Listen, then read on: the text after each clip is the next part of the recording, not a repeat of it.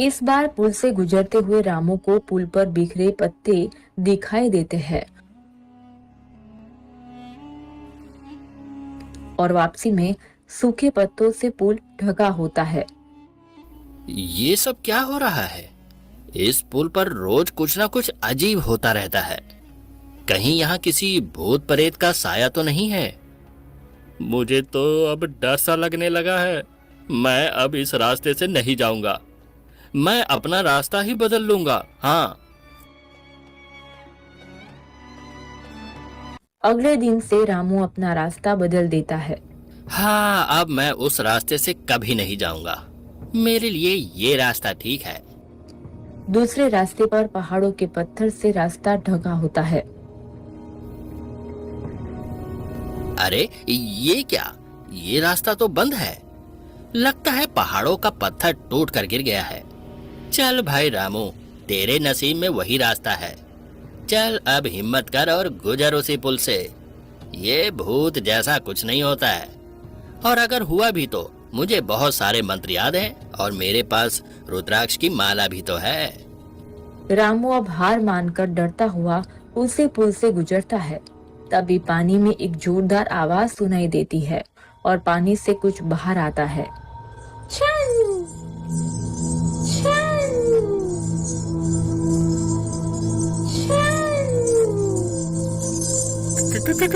कौन है? कौन है? कौन हो तुम? देखो तुम जो कोई भी हो, मुझे यहाँ से जाने दो, वरना मैं तुम पर मंत्र फूंक दूंगा। मुझे बहुत सारे मंत्र याद हैं। हाँ, सामने आओ। इस तरह से मुझे डराकर तुम्हें क्या मिलेगा? हे भगवान, आलतू जलालतू आई भला को टालतू, आलतू जलालतू आई भला को टालतू। रामू के सामने अब एक जल परी आती है। डरो मत, मैं तुम्हें नुकसान नहीं पहुंचाऊंगी। मैं कोई आत्मा नहीं हूँ, मैं एक जल परी हूँ। मैं बाढ़ में समुद्र से बहकर यहाँ आ गई हूँ। मुझे कोई नुकसान ना पहुंचाए, इसीलिए मैं यहाँ से आने जाने वालों को डराती हूँ। मुझे माफ करना, मैंने तुम्हें कुछ ज्यादा ही डरा दिया। तुम एक जलपरी हो? हमारे इस छोटे से गांव में जलपरी होगी? मैंने कभी सोचा भी नहीं था। रामू, तो मुझे भले इंसान लगे, इसलिए मैं तुम्हारे सामने आई हूँ। मैं चाहती हूँ कि तुम समुद्र में जाने में मेरी मदद करो। मैं अब यहाँ और नहीं रुक सकती। अगर तुमने मेरी मदद की तो मैं तुम्हारी जिंदगी बदल दूंगी। मुझे किसी चीज का कोई लालच नहीं है। मैं तुम्हारी मदद बिना किसी लालच के करूंगा, लेकिन मुझे थोड़ा समय चाहिए। समुद्र का रास्ता कौन सी नदी से होकर किस दिशा से जाता है, ये सब पता करने में समय लगेगा। ठीक है रामू, मैं तुम्हारा इंतजार करूंगी। कुछ दिनों में रामू जलपरी को गांव वालों की नजरों से बचाकर समुद्र जाने वाले रास्ते पर ले जाता है। लो जलपरी, इस रास्ते से तुम बिना किसी की नजर में आए समुद्र में चली जाओगी और अपने परिवार से मिल पाओगी।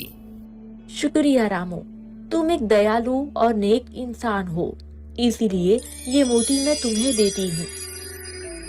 ये कैसी मोती है जलपरी? मैं इसका क्या करूँगा? रामू, मैंने तुम्हारी एक एक बात सुनी थी कि तुम कितने परेशान हो। ये मोती तुम्हारी हर मुश्किल को दूर करेगा। इसे हमेशा अपने पास रखना, इसे खुद से कभी दूर मत करना। अब मैं चलती हूँ। इतना कहकर जलपरी समुद्र के रास्ते निकल पड़ती है। ये मोती तो जादुई मोती लगता है। तू भी ना रामू, कैसी बातें करता है। जादुई तो होगी ही, जलपरी ने जो दिया है। चलो अब मुझे लकड़ियां काटने जाना चाहिए। रामू अब लकड़ियां काटकर शाम में घर लौट जाता है। अगली सुबह मोती जेब से बार बार गिर जा रहा है। क्या करूं क्या करूं? हाँ, एक काम करता हूँ, इसे गले में पहन लेता हूँ। ऐसे में ये मोती हमेशा मेरे साथ रहेगा। अब रामू उस मोती को गले में पहन लेता है और उसके हालात धीरे धीरे ठीक होने लगते हैं। भला हो उस जल परी का जिसने मेरी मदद के लिए ये मोती दे दिया। अब तो मेरे हालात भी ठीक हो रहे हैं। अब मैं फिर से औजार का काम शुरू करूंगा। रामू एक पेड़ के नीचे बैठकर ये सब कह ही रहा था, तभी एक शरारती बंदर उसकी मोती उतारकर खुद पहन लेता है। अरे ओ बंदर, ये क्या? मेरा मोती मुझे वापस करो। देखो ये मस्ती करने का समय नहीं है। मुझे मेरा मोती वापस कर दो। दो मेरा मोती। नहीं नहीं, ये मोती मुझे पसंद आ गया है। अब ये मेरा हुआ, मैं इसे नहीं दूंगा। ये कितना सुंदर मोती है। अब बंदर मोती की शक्ति से हवा में उड़ने लगता है।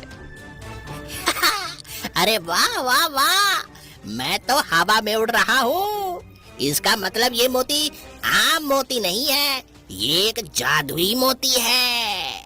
अब तो मैं इस मोती की शक्ति से कुछ भी हासिल कर सकता हूँ। बंदर अब शक्तिशाली बंदर बन जाता है। रामू ये सब